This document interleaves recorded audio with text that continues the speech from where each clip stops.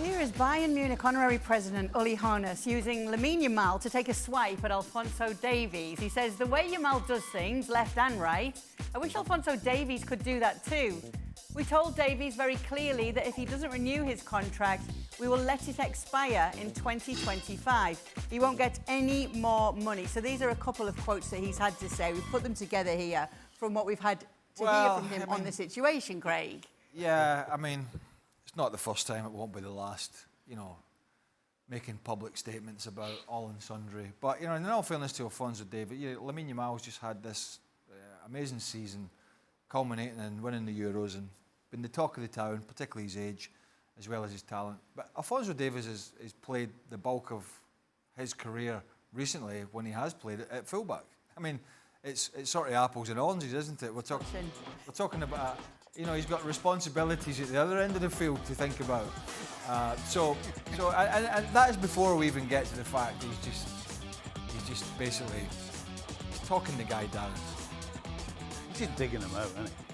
He's about as subtle as a brick here, though, Steve. And if you want to sell a player before his contract runs out, and I don't know, was his contract out this summer? If there's another year to go, it's another year to go. He's not exactly selling the player to other clubs when he's out there saying, well, he can't really do what other players do anyway, so he's not getting any more money here because we don't think he's that good. Oh, but will you pay 40 million for him because he's got a year left in his contract? The two things don't really stand up. Not only are you rubbishing the player, who is a very good player, he didn't have his great season, who is a very good player, you're not only rubbishing him, but you're talking down your asset by saying, come and sign him. If you want to sign him, fine, because we're not going to give him any more money. But I don't think he can do what others can do. It's not. It's Uli Hoeness, isn't it? It is, isn't it? Let's be honest, it's Uli Hoeness. And any sensible person that's involved in football and the hierarchy and the dealing with the players is going to know that this is just him being him. You know, this is not Pep Guardiola talking about one of his players or Arteta or Klopp or Ancelotti. It's Uli Hoeness who thinks he can say and do whatever he fancies. So I understand what Craig's on about. You know, you're rubbishing one of your players, and if you want to sell him, it's going to hurt that. But I don't think too many people around football are really going to be concerned with what Uli Hoeness comes out with. But how can you be a club, and I know there's all these ambassadorial stuff for him and Rummenigge and others, but how can you continually come out with stuff about managers and players of other teams when you are holding a role that is, you know, pretty high up at Bayern Munich? You watch every Bayern Munich game at the Allianz. He's sat there, isn't he, with the scarf on and the director's box or whatever they call it in Germany, and yet he's somehow allowed just to continuously come out and make statements against people who are employed by Bayern Munich and sort of get away with it. It doesn't make sense. Well, company's not going to say anything, is he? No. Gab, go ahead. Look, Uli Hoeness has this unique role, right? All these years that we saw Bobby Charlton, you know, in and around Manchester United and stuff, greeting people. But he was a mute. He never spoke about the club because that's his style, that's his personality. Uli Hoeness is different. Uli Hoeness, in the eyes of many, built Bayern into what they are today. And even though he may hold more of an honorary role, he feels empowered to do this. And I think also, in some ways, it suits the club. You know, there's a good cop, bad cop sort of dynamic going on here. He sent a message very, very clear. The fans know, the cards are out on the table. He's taking this really, really bullish line, which, you know, might hurt Davies' feelings a little bit. But I think in the long run, it doesn't really change the position Alphonso Davies is in. Or indeed, it doesn't really change Bayern's position either. I'm just being honest. He is being honest, Frank. What do you make of Uli Hoeness saying things like this? Well, it doesn't make any sense because he's already comparing two players who don't play at the same positioning, and in fact, I think Bayern Munich over the years have been responsible for the not seeing the best of Alphonso Davies, getting him when he was playing higher on the field, and he played as a fullback, but mostly on the left as a left back. And it's like we don't know where the guy plays. Even when he plays for Canada, sometimes he plays as number 10, as a playmaker. I can't really situate where Alphonso Davies is the best. You know, it's like a big mess, and we don't really know what to do with him. I think that guy is a full talent player, and if you know how to handle all his strengths and power, you can get the best out of him. And I've noted that that he have what Lamine Yamal has.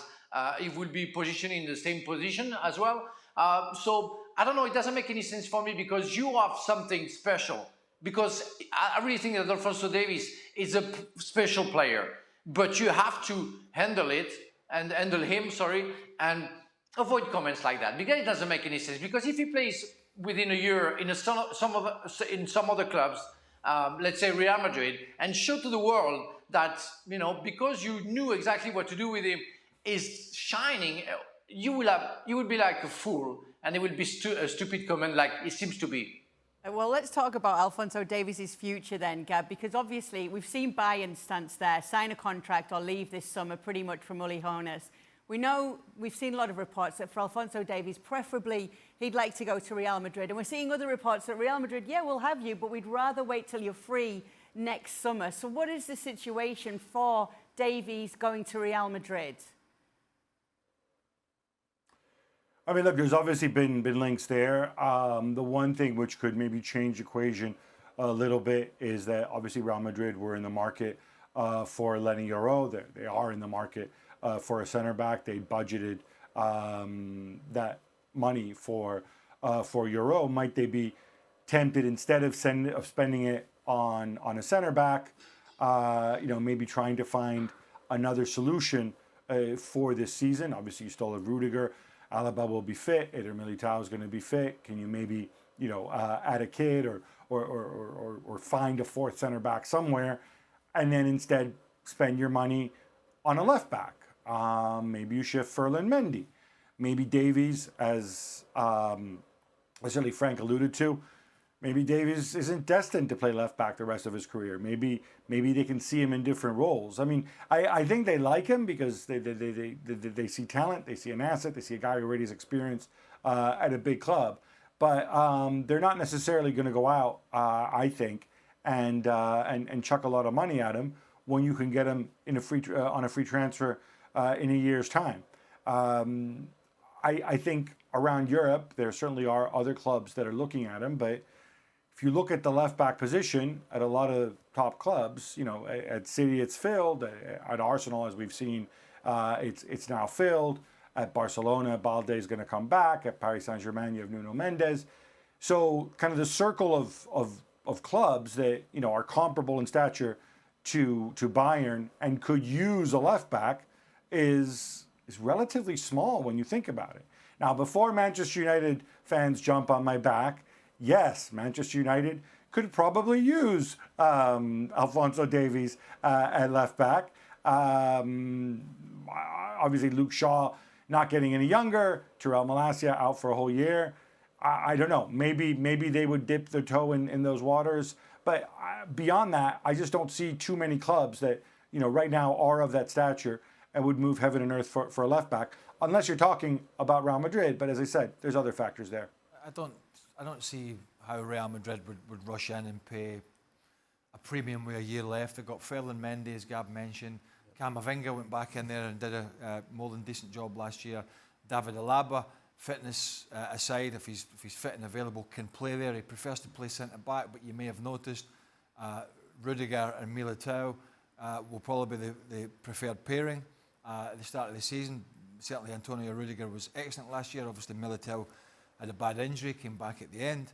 And so they've got several players, and Antonio Rudiger himself could play left back if it comes to that. So Real Madrid don't have to rush in. And I think this is going to be a case of a game of bluff here for Alphonso Davies. He's probably going to end up staying at Bayern to the end, see what happens, or somebody might come in and offer Bayern maybe 20 million or a premium to get him out of that last year. But from Real Madrid's perspective, having such a successful season, managing a really bad defensive injury list and the goalkeeper, which they did, I don't think Ancelotti will panic or see the need to go out and have Florentino Perez spend money that, quite frankly, at this moment in time, they don't need to.